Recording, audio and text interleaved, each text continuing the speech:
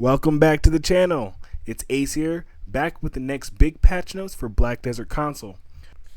But before we get into that, let's go over the events, starting with the ones ending.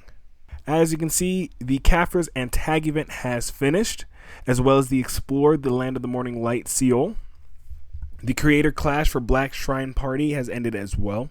Events added include a new leveling event that includes rewards for creating and leveling a Wukong to level 60. And we have the pre-season Arena of Solare event that awards up to 5,000 crons here. There's a daily quest that is available from the Black Spirit that rewards 200 crons for 1 victory each day. And there's also a weekly quest that awards 1,000 crons for 5 victories that week. This event will be running until September 18th, at which the pre-season Solare will end and the first season of Arena of Solare will begin. Lastly, there is a coupon that has been handed out. The outfit box that we were expecting from the first coupon that was handed out has now been delivered. The coupon is Outfit for Journey. This coupon will expire December 31st, as will the other coupons that were handed out during the Adventurers Festival. And now we get into the patch notes. Arena of Solare has been launched. We are starting with the pre-season Arena of Solare, and here's the rundown. The pre-season runs from September 4th after maintenance until September 18th before maintenance. All progress resets once pre-season ends, meaning your rank, records, and points won't carry over. This is the warm-up period. To participate, you need a character level 60 or higher, and you must have completed your Succession or Awakening quest line. Trial and season characters will not be allowed. Gear will be arena exclusive, and you can set up in the Solare menu. Once ready, you can queue up for ranked matches, practice matches, and even custom matches. How the fighting works is best 3 out of 5 rounds win. Each round lasts up to 3 minutes. If time runs out, the winner is determined by the remaining HP. If that's tied, total damage, and if that's tied, it's finally a draw. No potions, meals, or elixirs are allowed. However, HP and MP recovery is boosted. Everyone gets a plus 10,000 HP buff, max attack, cast, and move speed, and critical hit rate. The guard gauge is equalized across all classes. There are 4 battlefields: Ruin of Zol, Olin's Valley, Godu Village, and Carmelen Wilds.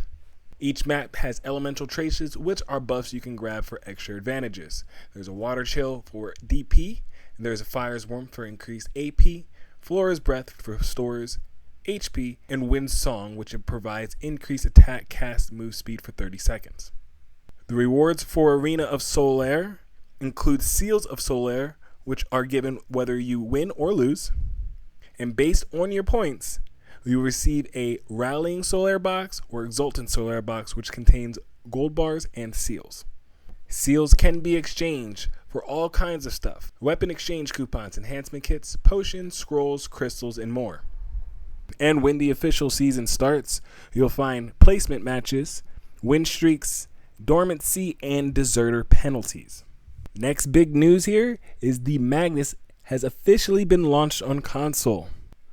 Alongside the Magnus comes the Abyssal Well, which allows you to teleport between major cities instantly. Normally you would have to finish the full Magnus questline to unlock each city's well, but on console, if you've already completed the Magnus Revelations quest, you can start using city-to-city teleportation right away by talking to the Black Spirit. If you do want the full experience, the Magnus main questline is available to start. Your character will need to have finished one of the early main story quests. You'll meet Wuju, the custodian of the Magnus, and travel through strange abyssal pockets, each with its own trial and story. These abyssal pockets will be in their own space and time with their own puzzles and mechanics. You'll be using Magnus exclusive gear, which is not your normal equipment that your character has. This will be for balancing purposes. And yes, there will be a 1-hour limit per attempt if you do fail in these Magnus trials. Completing these abyssal pockets or unlocking each region's abyssal vein gives bonus items like combat books, artisan memories, enhancement kits, and more. Completing the full quest line gets you Cronstones, a value pack, and an Advice of Valks plus 120. You'll also receive titles like Anomaly Normalizer and even Well. And once again, when it comes to the teleportation, all you'll need to do is interact with the Abyssal Well, pick your destination on the map, and jump in. It costs 5 million silver per trip, and you can unlock all wells and then use the NPC vendor on world map to locate them later. There will also be Abyssal Wells located in the Land of the Morning Light region. Next, Wukong is finally here, bringing a unique fighting style with his staff and Nimbus Cloud. Their bomb skill and Magnus skill aren't here just yet, but they will be added in a future update. Once Wukong is level 56, he will be able to do the Ascension quest, and will be able to use all of his awakening skills, just not the Rabomb and Magnus skill. With Wukong's release, the maximum character slots have been expanded to 41, and there is a season character ticket that has been given out to all adventurers. Preonne Accessories have been added to the game. These are powerful life skill accessories that take things far beyond Manos with higher mastery, experience boost, and even new enhancement levels. Let's break down everything that gets into it. The new set includes the Preonne necklace, belt, ring, and earring. These accessories can be sold on the central market and will have their prices stabilized with the Manos accessories. The conversions for the Preonne accessories work as is. A Tri will be converted into a base Preonne accessory. A Tet will be converted into a Tri Preonne accessory. And a Pen will be converted into a Oct Preonne accessory. To exchange accessories, you will need to head to Liana in any major town. She offers a special exchange quest, Crafting Preonne Accessory, where you hand in an enhanced piece and receive the matching Preonne version. Once you complete the initial quest for your family, the exchange becomes repeatable with no daily limit. Preonne Accessories come with a whole new enhancement system, but here's the key breakdown. They use concentrated magical black gems. They have a fixed enhancement rate. For example, Tet to Pen is locked at 5%, and off the deck caps out at 7.5%. If you fail, your accessory can drop in level, but Cronstones can prevent that. And Preonne gear will ignore enhancement stacks, meaning your fail stacks will not affect them. From 0 to deck, you'll see that you need more gems to upgrade your accessories, as going from base to Pri costs 15 gems, and going from Knob to deck requires 25 gems. And here you can see the increased stats that the Preonne accessories provide. Preonne also shares the set bonus with Magnus accessories. And to go along with the addition of Preonne accessories, you'll see that life mastery cap has been raised, going from 2,000 to 3,000. And you can see the effects of the expanded life mastery caps from the tables provided in the patch notes from Black Desert. Next up, Dehkia's Lantern. When used, Dehkia's Lantern awakens nearby monsters within a 50-meter radius, causing them to continuously respawn until the lantern's durability runs out. Use it wisely, but just note that any server that's doing a Node War or Conquest War will have Dehkia's Lantern deactivated. You can obtain Dehkia's Lantern starting at level 61 regardless of class. Just speak with Arithel in Olin's Valley, even if you have not completed the main Odalila quest line. The Lantern starts with 300 durability, draining 1 point per minute. Recharge it using Dehkia's Light, crafted by heating Pri to Tri accessories. The higher tier accessories yield more lights. You can find the information and requirements for Dehkia zones in the Monster Zone info. Dehkia zones come in Tier 1 and for some areas come in Tier 2, like Ash Forest and Olin's Valley. And in these Tier 2 Dehkia zones, you'll be able to grind the Dehkia's artifact. These Dehkia artifacts were made for PvP with things like increased evasion, damage reduction, HP, and stamina. And in these Dehkia 2 tier zones, you'll be able to find new magic crystals such as the Precise Destruction Crystal, which adds AP, accuracy, and crit, and yielding spirit and more crystals. The weekly fishing contest has been added to Black Desert Console. Every Sunday, a fresh set of prize, rare, and high-quality target fishes are chosen. Rankings are based on the largest fish caught from Monday to Saturday. Top 3 fishers will receive Wave Sweat boxes packed with exclusive items from gold bars and title tokens to marvelous lunch boxes and concentrated magical black gems. Title drafts have also been added, which are craftable buffs that boost your fishing EXP, fishing stat, and fishing mastery. And next we'll talk about the second wave of balance and class changes that came out for Black Desert Console. Warrior. Shield Shard rotates towards the camera. Guard now grants 40 plus DP at the cost of removing the DP boost on blocks. Charge counter replaces shield counter, doubling shield charge effects when you use after guarding. Ranger. Penetrating Wind now inflicts crowd control debuffs in PvP 2.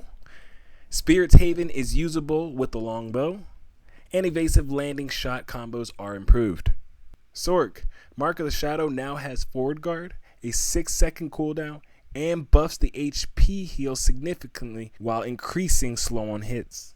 Tamer, Prime Surging Tide retains knockback only in PvE, but Moonlight Strike now applies a PvP stiffness debuff. Combos like Tree Climb into Air Lightning are smoother, and Sky Reach's debuff and combo timing have been refined. Dark Knight, Vidir's Dogma deals 10% more damage in PvP for several skills at a cost of 200 MP every second when held.